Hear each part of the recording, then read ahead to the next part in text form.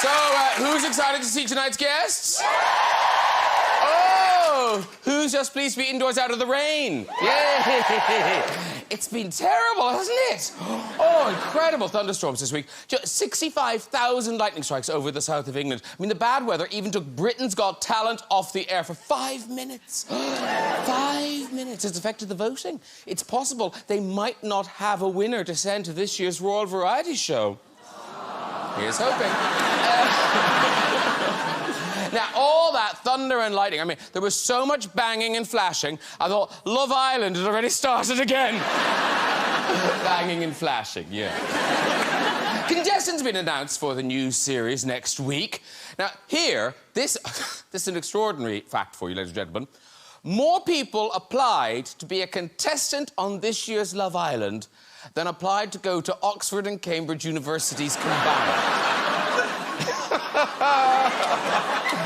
Oh, modern Britain. Still, one of the contestants is an A&E doctor. Good thinking, having someone on the island who has access to penicillin.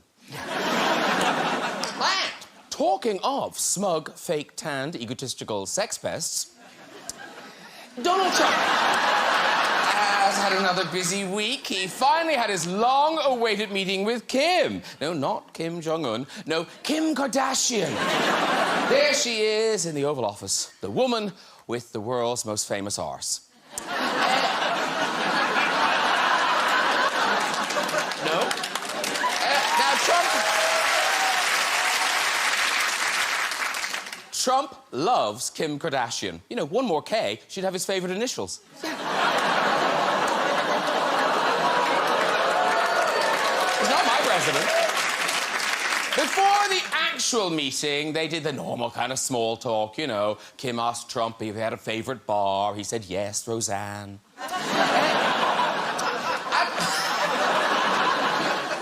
At the meeting, they talked about Kim's latest campaign for prison reform. She highlighted the case of one poor immigrant woman who's been kept prisoner for years and has no chance of ever being set free. Let's get some guests on! Later, we'll have music from X1 Directional Liam Payne. Yes, Liam Payne's here. But first, this woman is a BAFTA-winning actor, a critically acclaimed writer, and one of our best-loved comedians. Now, she's turned film star in The More You Ignore Me. It's our friend, Jo Brand!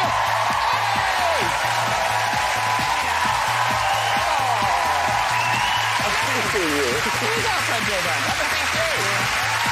He's the breakout star of the Hobbit films and the epic BBC series Poldark. Now he's heading to the West End with the Lieutenant of Inishmore. Please welcome Aiden Turner, everybody! Yeah! Woo! Woo! Hello, sir. How are you doing? You can move on. You can move on to that, sir. Yeah, there you go. For 30 years, this man has starred in classic films like Dead Poets Society, Reality Bites, Training Day, and Boyhood. Now he's giving a standout performance in the new drama First Reformed. It's a first-time welcome to the great Ethan Hawke, everyone! Yeah! That's for you! For you! Thanks for having me. Love to see you. Have a seat, Bill. And this Golden Globe-winning actress shot to fame in the iconic Muriel's Wedding. Since then, she starred in Sixth Sense, About a Boy, Little Miss Sunshine. Now she's terrifying us in new horror Hereditary. It's a warm welcome back to Toni Collette.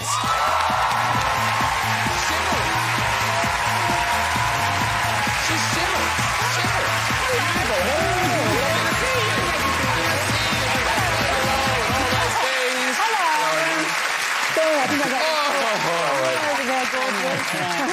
Have a seat, too. Lovely. Hello, everybody. Hello, Hi. good evening.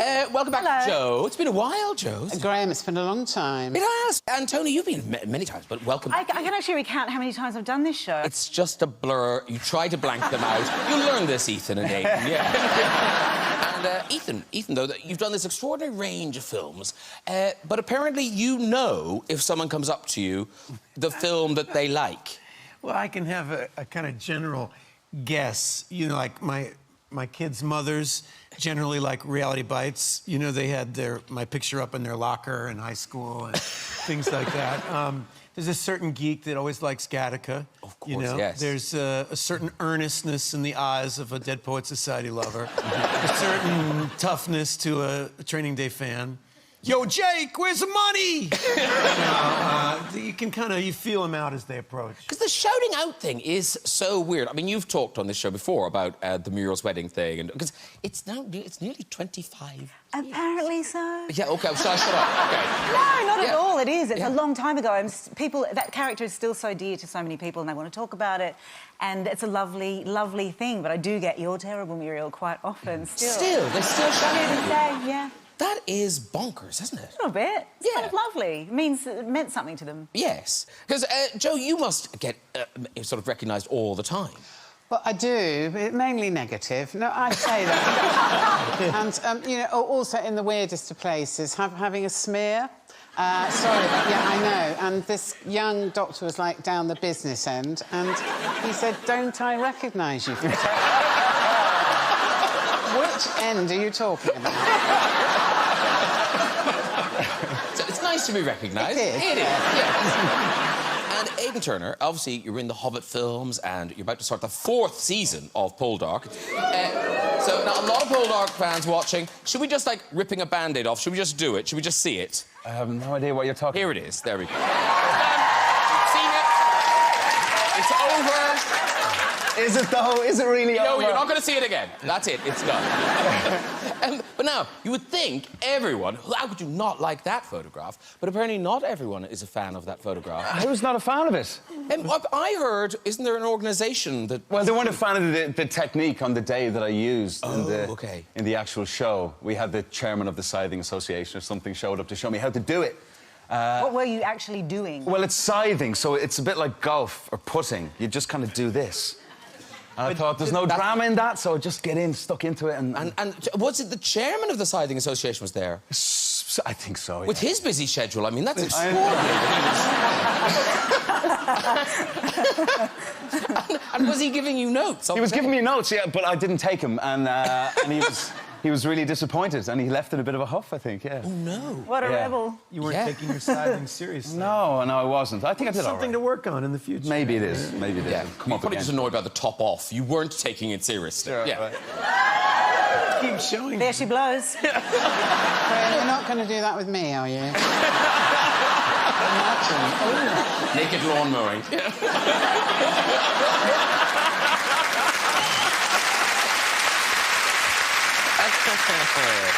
Listen, lots of great things to talk about tonight. And we begin with a film that will... I mean, it really will just scare the bejesus out of you. It's Toni Collette in Hereditary. It's currently playing at the London Sundance Film Festival and opens nationwide then on the 15th of June. Tell us about it. Tell us who you play and what happens before you get really frightened. It's kind of... I play this woman whose mother has died. She didn't have a good relationship with her. And after she dies, she has a kind of an awakening, and you associate awakenings with some kind of positive kind of change in life. But there is nothing positive about what she finds out. Her entire life has been manipulated by this woman. There is massive betrayal and all kinds of elements, and it goes from bad to worse. But it is so suspenseful, and it looks amazing. And Ari Aster, who made the film, it's his first feature. He is such an incredible talent, and I feel kind of chuffed that he chose me to be part of his first film, because I really think he's going to have an amazing career. OK, brace yourselves. Here's a taste of what to expect. Who's gonna take care of me? You don't think I'm going to take care of you? But when you die... She wasn't altogether there. At the end.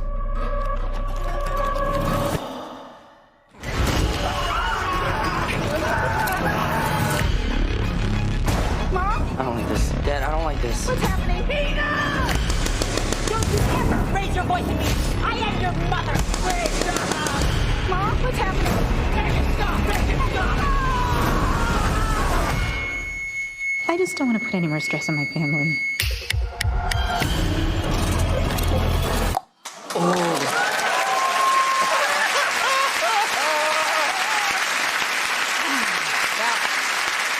As scary as that is, I'm smiling because is that the trail that got shown in a cinema in Australia? If it's not that one, it is Very similar. There is a story about a bunch of parents who took their kids to see Peter Rabbit in Western Australia. And as they're sitting there with their popcorn and their ice creams, they start to play the trailers, and lo and behold, that comes on. They're screaming to a non-projectionist, because that doesn't happen anymore. Stop! And covering their kids' ears and eyes and, you know, running out of the cinema. It is appalling. What a moron! Who would do that? How traumatising. I know, you might as well just shot Peter Rabbit in front of them. So that's right. And people say, actors talk about, you know, when they do spooky films like this, that often weird things happen. So did that happen on this? Not on this one, but, I mean, I have experienced something like that before. Oh, and what? I did this film called The Sixth Sense, and... Never heard of it. But yes. We were shooting in Philadelphia. It was the first time I got into yoga. I was meditating a lot, and this thing just kept happening night after night. I would wake up and the clock would say 11:11 or 1:11. I have the same thing. You do not. It's mad, yeah. It feels... I mean, how do you interpret it? Just get a new battery for this. No, it is quite strange, though. I mean, it happens so often, more so than more than anything else, but I mean, more than any other number. I mean, it's bizarre. You don't get that? Have you had it, Joe? No. Is it... What is it? So it's 11 minutes past 1? It's 11 minutes past 11, number. isn't it? Oh, it's 11 minutes past 11? 11:11 or 1:11. It can branch out into 3:33.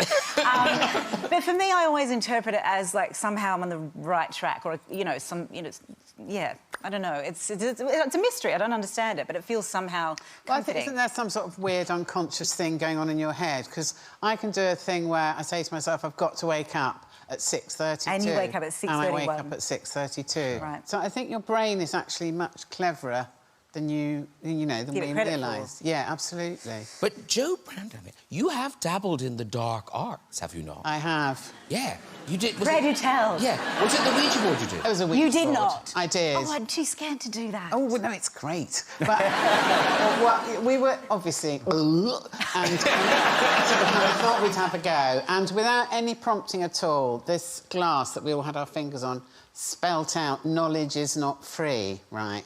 None of us were intelligent enough to have come up with that phrase. So we thought, well, let's ask it, you know. So we asked, what price is knowledge? And it spelt out your life, and the glass shot off the table. I literally just got goosebumps. Oh.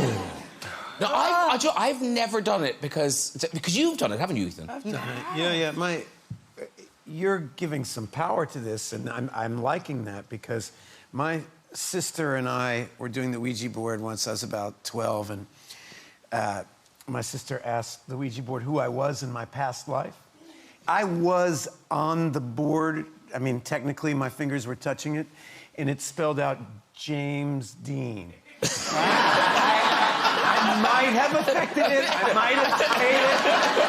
I'm not sure, but It felt real, man. It felt real. Yeah. One Ian Dean.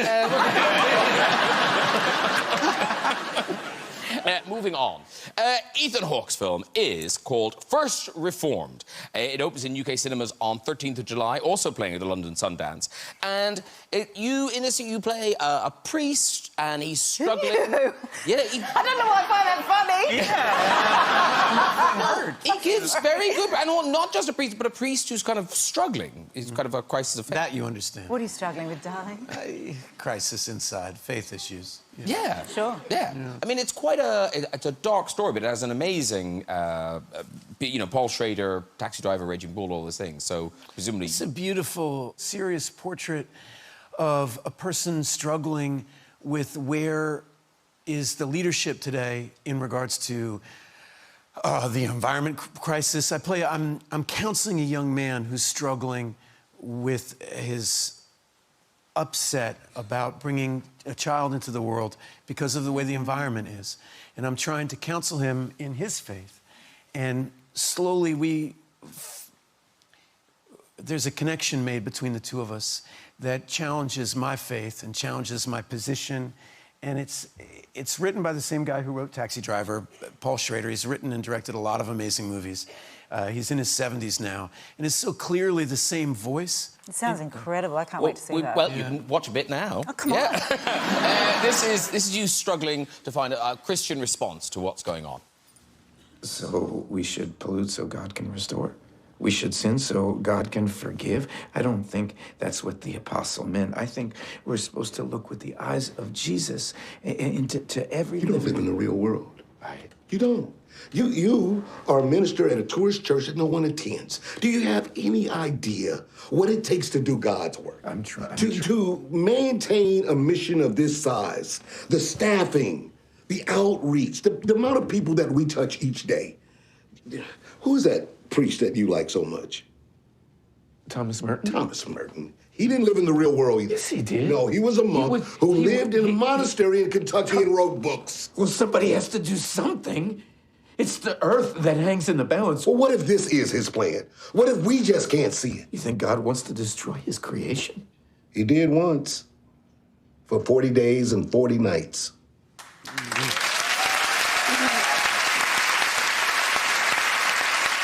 And that was Cedric Taylor. Yeah. It's weird to see He him. does a great job in the movie, Cedric, yeah. Yeah. And what's the story that were you going to become a priest? You wanted to become a priest? No. I was How could you get that so wrong, Graham? I was extremely outgoing as a kid, and my grandmother thought that the only appropriate use of that defective gene would be to be a priest. You know what I mean? I needed a lot of attention. Oh, okay. And so she thought best used on the pulpit, you know. But it didn't happen. She used to tell me that, you know, just pray and the calling will come. So what exactly is the calling? Just be still and you'll hear the voice tell you if you're supposed to be a priest or not. And so What age were you when this happened? You know, 8 or 9, you know. So I was never quiet. I did not want that voice to come. I just ran around and avoided it and found myself here on the Graham Norton Show. Dreams can come true. And when people are starting out, I mean, they, you know, finding their way into acting, they try lots of different things along the way. Now, Aiden, your first love was the dance, I believe. How did you know? I'm from Ireland. I mean... Yeah, well, it was a bit of a secret. I used to be a ballroom dancer, for years. No, not just a ballroom dancer. You represented your country. I did, yeah. In what style did you do? Well, ballroom, so be waltz, tango, quick. Oh, you did them all? I did all of them, yeah. And wow. American as well. Cha-cha, and rumba, jive. I gotta see some moves, baby. Well, I thought that was... We can see... Oh, that's for you. We can see...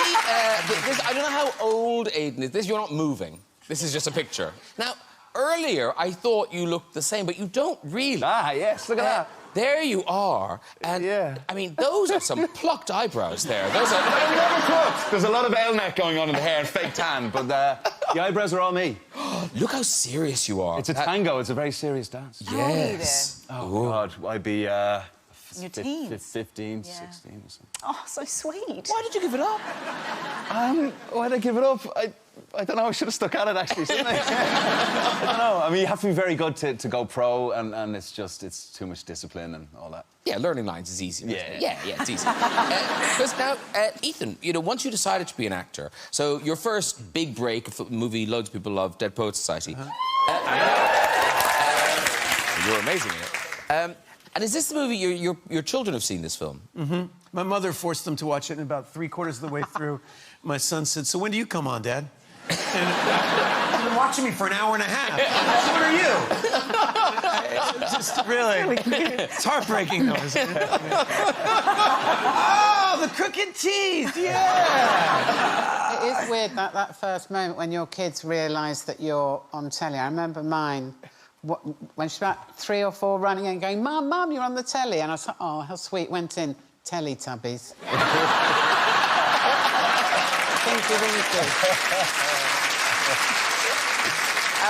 Of course, working with Robin Williams, everyone loves Robin Williams. You've worked on The Night Listener, how lovely he is, and he's been on here, and everyone loved him. But your relationship with him on set sounded a bit fractious. Well, he was incredibly funny, right? And he was very relaxed and very inventive, and he would get up and he was playing this teacher, and he would just improv constantly all day long. And the more the crew laughed, the more he encouraged he was. He would go. And I really wanted to be a serious actor. You know, I really was. I had read Stanislavski, and I had what was supposed to be in my pockets, and I really, really wanted to be in character, and I really didn't want to laugh. And so the more I didn't laugh, the more insane he got. And would make fun of, oh, this one doesn't want to laugh. And the more smoke would come out of my ears. And I'm like, he didn't understand. I was trying to do a good job. You know, I want to be Montgomery Clift over here. You're trying to be Zero Mostel or something. So I thought he hated me because he just constantly would lay into me. No sooner would action start than he would lay into Todd over here. That was my character's name. And then when the movie was over, I had to go back to school, and I got this call, and it was from a big Hollywood agent. You know, this guy says, I'm Robin Williams' agent, and he says that you're going to be somebody, and that I should sign you. And I was like, really? And so he got me my first agent, who's still my agent now. I love that story. Yeah. It's so lovely. Really, really lovely. Now, Aiden Turner, ladies and gentlemen, is returning to the West End stage in the hugely anticipated revival of The Lieutenant of Inishmore. And British people watching, I'm not being an idiot, we say Lieutenant. We do in Ireland, yeah. I mean, it was something me and Martin and the rest of the cast had to have a chat about because I think it is Lieutenant over here, but in America and Ireland, it's Lieutenant, yeah. Lieutenant, but Lieutenant here. I don't know what it is in Australia. So... Lieutenant. That was appalling. Just trying. I've never had acting success, really and now good. you know why. Thank you. The Lieutenant of Inishmore. The Lieutenant of Inishmore. It previews from the 23rd of June, opens on July the 4th. So, what do people need to know about it, Aidan? Well, the play is set on the island of Inishmore, which is the west coast of Ireland, and Belfast as well. And the play, it is a comedy, but the play does open with me in Belfast. My character, Porrick, he's a member of the INLA, which is a paramilitary organisation in Ireland, and he's torturing some poor lad who is selling drugs. And during that, he gets a phone call to return back to Inishmore because his best friend in the world, his cat, is sick. So he returns to Inishmore, where he catches up with the INLA guys who want to kill him. And so the cat in the poster, does this cat appear... Because I just thought that was just to appeal to, you know... oh, look at him with a cat, we'll go and see that. But so is that the cat that's in the play? It's... You know what? Yeah, it is, actually. Yeah, it is the cat that's in the play, yeah. I don't... Yeah, it is. Does the cat have to do stuff? Things happen to the cat, yeah. Things happen to the cat? Hey, listen, come and see the show. If you want to see that cat, come early. But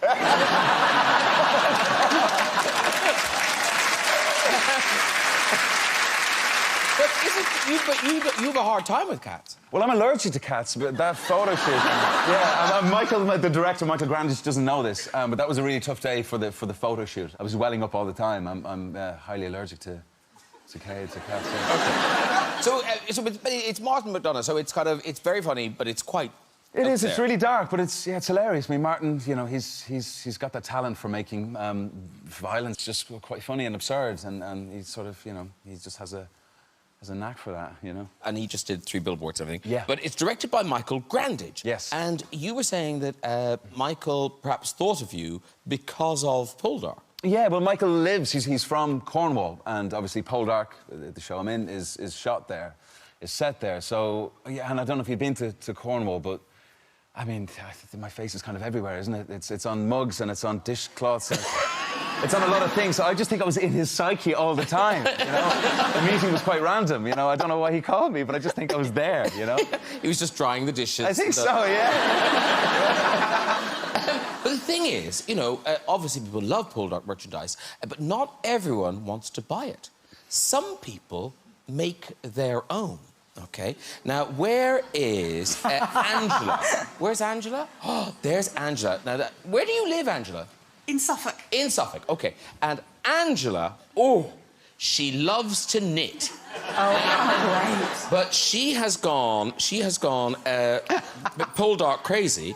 That's you. It's me. That's you, Missy, in the thing. OK, there's more. Your love interest. Yeah, you smells it. You love it. Smells it. Now, you might be looking at these and thinking, yeah, they're cute, but I'm not sure if they capture the raw sexual energy of Poldark. Oh, they do. That's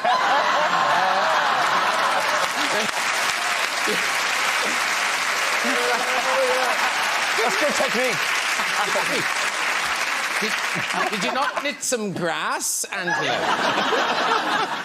So you've done. I mean, you've done all the characters. They're all in here. So do you just knit Poldark? No, I've got lots of others, but Poldark's my main one. Yes. There's the dog from Poldark. Yeah. Yes. Now, I'm told... oh, yes. Is that me? Yes. Oh, thank you so much. I've got more hair knitted. So these must go back to the Poldark Knitting Museum, obviously. But you've knitted one that Aidan can have. Yes, I have. Oh, you have? Yes. Nice. Yes. No, it's very special because apparently this is from Series 4. This is your outfit from Series 4. How many series have there been? The fourth is coming out on the 10th of June. Yeah, Oh, so this is yet to be seen. Yeah, this is new. They've started doing the trails, which look amazing, and this is isn't that right? I think so, yes. She doesn't watch the show herself. Just found a book of patterns. Anyway, that's for you from Angela. Thank you very much, Angela. There you go. Treasure it, treasure it.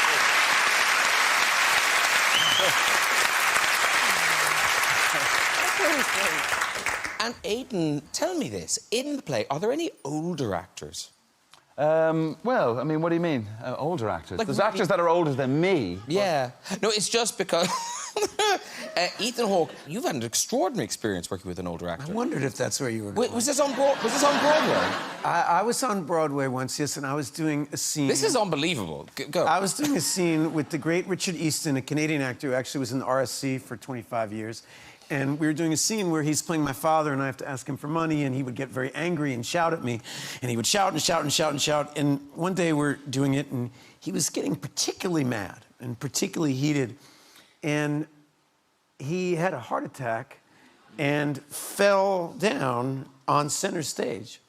And the audience, unlike you, thought it was absolutely hysterically funny. Yeah, you know, I mean, he really hit he hit like a watermelon hit. Yeah, you know? yeah. And I was absolutely terrified because I'd done many plays with him, and I knew something was terribly wrong. Oh my God! And so it turns out he died. Now, yes, but hang on. It just slipped off the tongue. No, there was a guy who did props on the show who was really good at CPR, and he came out and he started working on it and doing CPR and blowing, and we had to say, is there a doctor in the house? And somebody came out, and the show stopped, and we called the ambulance, and the guys came, and they started his heart again. 11 minutes later or something, they had to... 11 minutes later? Center stage, Broadway... Did the audience leave the theatre? No, nobody left. You know, oh, but my God, it that's was so intense. Let me tell you, it was incredibly intense, all right? And, I mean, we were all backstage praying. I mean, it was terrifying. Yeah. And did he come back to the play? Well, it was great. Yes, he did. And not that night. Yeah, I was going to say. Excuse me. He went to the hospital, clearly. The show did not go on. The show stopped.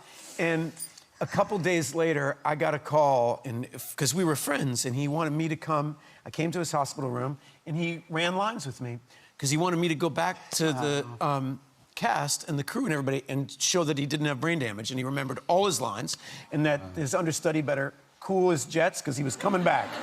And it was beautiful. And then he did come back. It was one of the best shows of my life was when he came back. That's incredible. Oh, that's amazing. Yeah, but it must have been quite nerve-wracking in that scene every night. Kind of like... Incredibly nerve-wracking. Don't get so angry. That's a lot of drama right there. Yeah.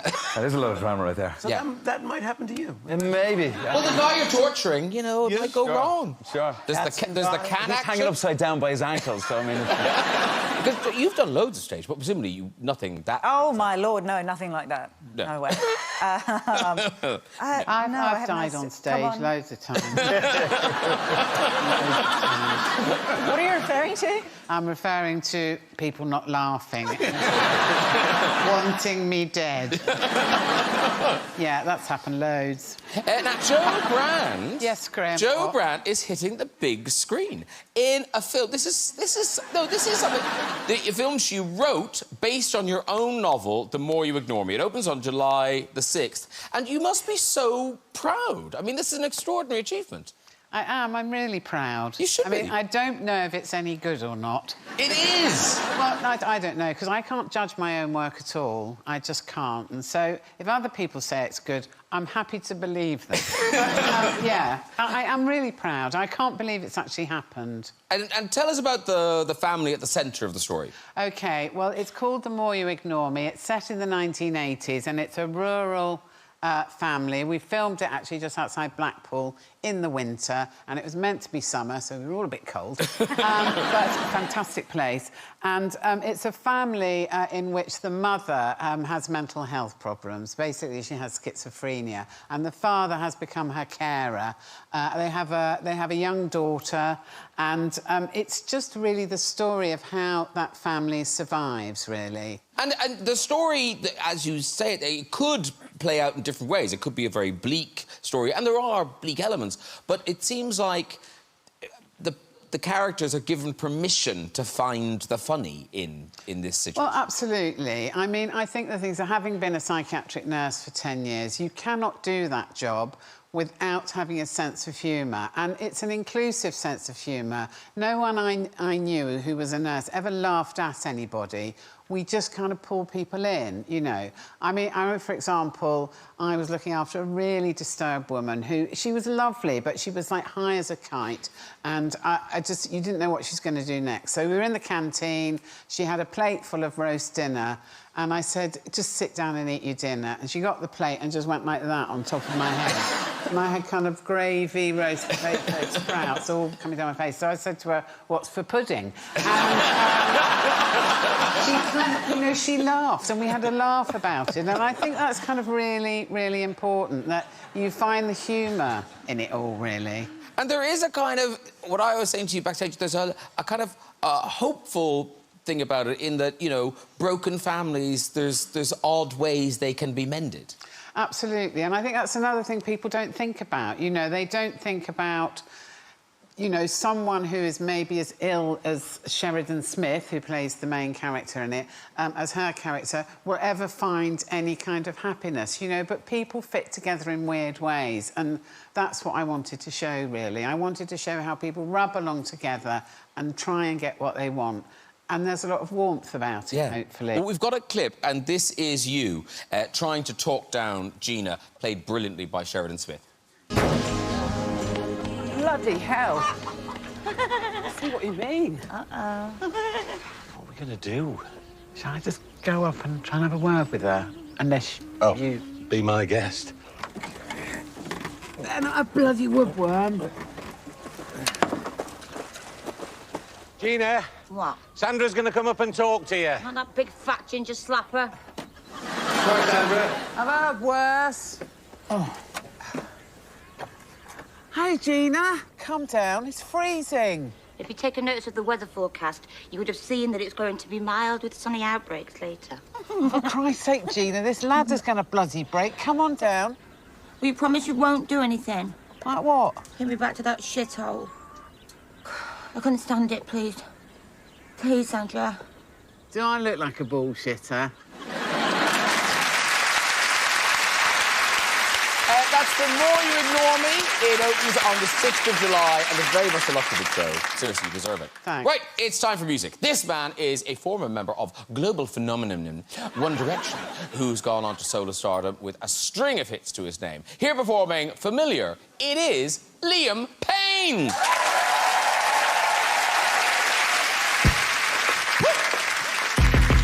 It's simple, you dip low, your hips roll, you do the calypso.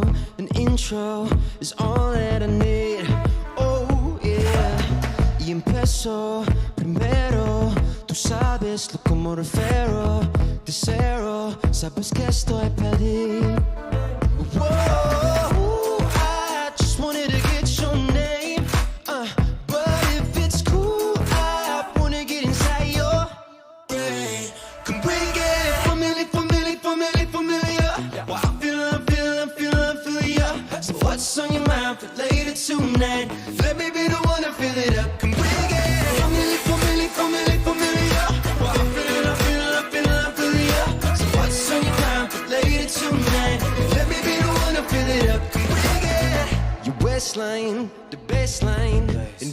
life, don't wanna know FaceTime. Cause great minds, they think just the same. Yeah, yeah. You should blank for Brado, a model, or some kind of bottle. But we'll pour up because I wanna taste. Whoa, I just wanted to get your name. But if it's cool, I wanna get inside your brain. Come bring it, familiar. Well, I'm feeling ya. So what's on your mind for later tonight? Let me be the one to fill it up. Come bring it, familiar. Well, I'm feeling ya. So what's on your mind for later tonight? Let me be the one to fill it up. Come bring it. It's all me the three of you. It's all me the three of you. Yeah. Come bring it. It's all me the three of you. It's all me the three of you. Yeah. Come bring it. Familiar. Well, I'm feeling ya. So what's on your mind for later tonight? Let me be the one to fill it up. Come bring it. Familiar. Well, I'm feeling ya. So what's on your mind for later tonight? Let me be the one to fill it up. Come bring it. It's all me the three of you. It's all me the three of you. Yeah. Come bring it. It's all me the three of you. It's all me the three of you. Yeah. Oh.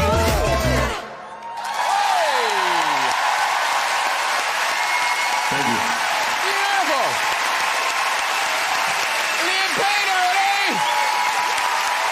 Well done, sir. Come on over and well done to those dancers. Excellent. Oh, congratulations. Thank you. Thank Come you. in. Oh, Have thank a you. seat here beside Joe and Aiden, Ethan, Turner here. I didn't get to see you, Kate. Marvellous. Good to see you, mate. How's it going? Pleasure to meet you. How's it going? A full meeting thing. Good to see you. Friendly to Good a to fault. see you. Now, I'm just prodding on something. What the oh, was no. that? Oh, no. Sorry, Angela. Some sort of pokey thing. Nothing in my life. Bit of voodoo. So congratulations, that is out now. Familiar, you can It is get out it now, yes, thank you. Yes.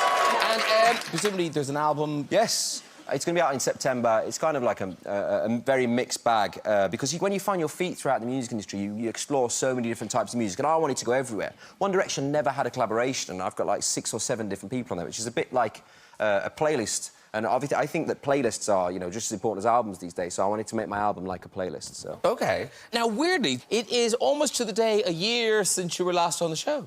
I mean, I think you are most responsible for my success, to be honest. I like to think that, too. Yeah. It's not liable for any money in this show, is it? No. Not legally binding. No, but this is incredible. So, in the last year, Liam Payne's music, not One Direction tracks, Liam Payne's music, 1 billion streams online. Oh, that's amazing. I'm blown away. But now, in the last year, not just loads of streams as well, your little baby bear is now... He's won, because he was just born the last time you were here. Yeah, I mean, it was a bit sad. I had a job that somebody booked in by accident on his birthday, which I was like, this is terrible. I got the news, I was like, oh, my goodness. Bad, this is Dad. My chips are cooked right here. Yeah. But, it actually made his birthday better in the end because we had the whole first day, she'd arranged a whole party, it was all bear-themed. We played around on, like, cars. I was sat at the kids' table, obviously being, much younger.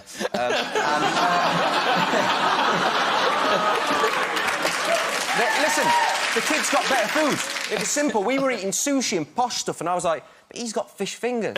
You know what I mean? Yeah, and so we had a great time, and then in the morning, all my family was over. So we got, like, a whole thing of birthdays before I went, which was fantastic. It's something I'll never forget, and, I hope he had the best time. It was his first time on a rocking horse, and he was absolutely buzzing.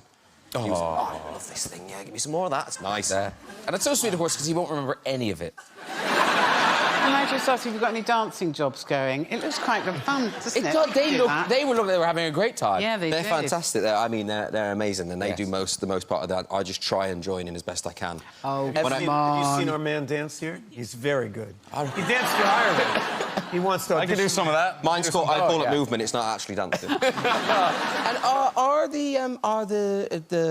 your daughters, are they very jealous that you're here right now? My 17-year-old is. She will be seething watching this. She will. What a waste. So can I put you... Hi, Maisie. Well, listen, good luck with it, and thanks for that performance. Liam Payne, everybody. Brilliant.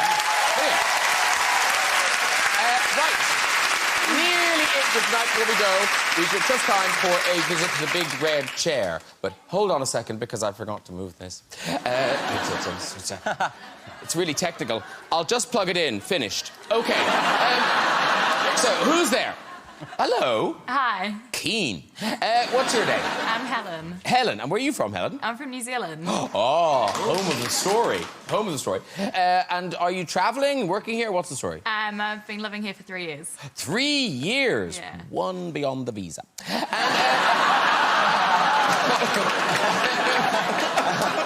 Oh, my God.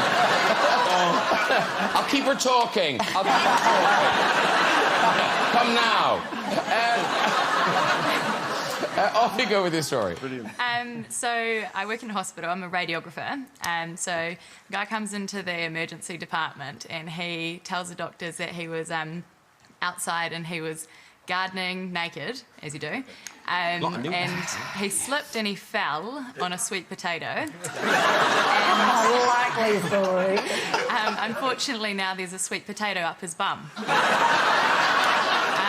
So the doctors, they send him round to X-ray because they need to decide if there is actually a sweet potato up his bum or not, which, I like this specific. Which there was. Yeah. So they obviously need to get it out. If it goes in one way, it can't come out the same way. So off he goes to theatre. This is where there's a plot twist to his story. So the normal garden sweet potato was actually peeled. That's a good story. You can walk. You can walk. That was a good twist. I didn't see that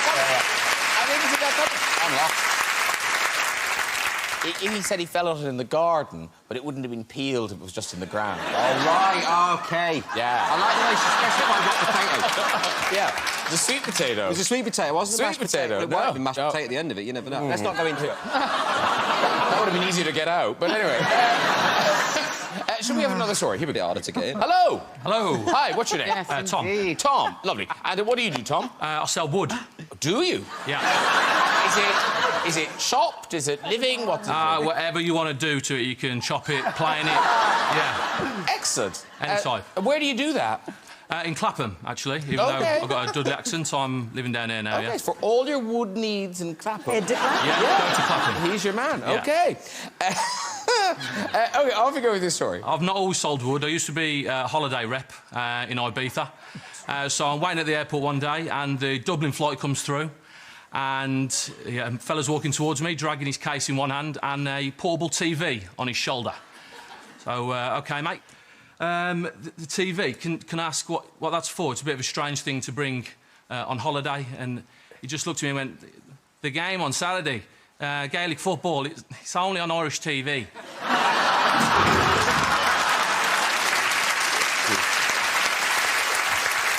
Should we have one more? OK, one more. Here we go. Yeah. Hello. Oh, here she comes. It's all night. Oh, steady, steady, steady. Hello. Hello. Hi, what's your name? Susan. Susan. She Lovely. really looks like a Susan. You don't agree? I was playing that game in my head, like, what's I was first more struck name? by her top is the same colour as your top. Yeah. Oh, we're coordinated. We Yes. spoke earlier. It's Susan or Jackie, I would say. Susan or... Or Sue for short. You just go normal Sue. Or Sue. Or Sue. But anyway, Susan is your name. OK.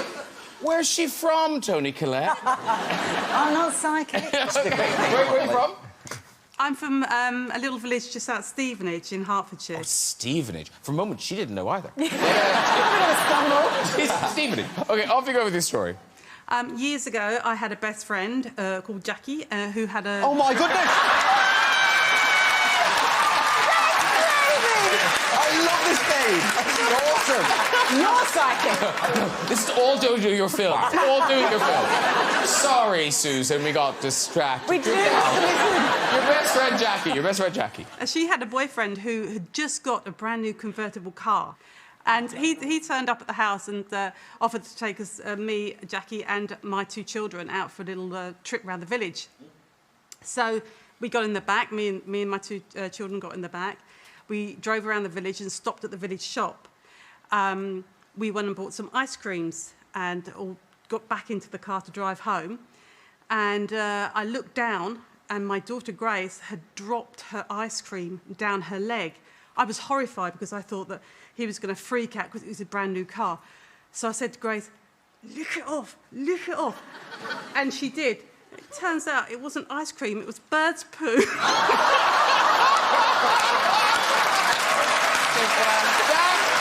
Excellent story. You can walk, Susan. I love that story. Wow. If you'd like to join us on the show and have a go on that show, you can contact us via our website at this very address. That is it for tonight. Please say a huge thank you to all of my guests. Liam Payne, Joe Brand, Aiden Turner, Ethan Hawke, and Toni Collette. Join me next week with pop star Florence and the Machine, comedian Rob Brydon, actors P.T. Edmondson and Jennifer Saunders, Hollywood star Channing Tatum, and the sporting legend that is Usain Bolt. I'll see you then. Good night, everybody. Bye-bye.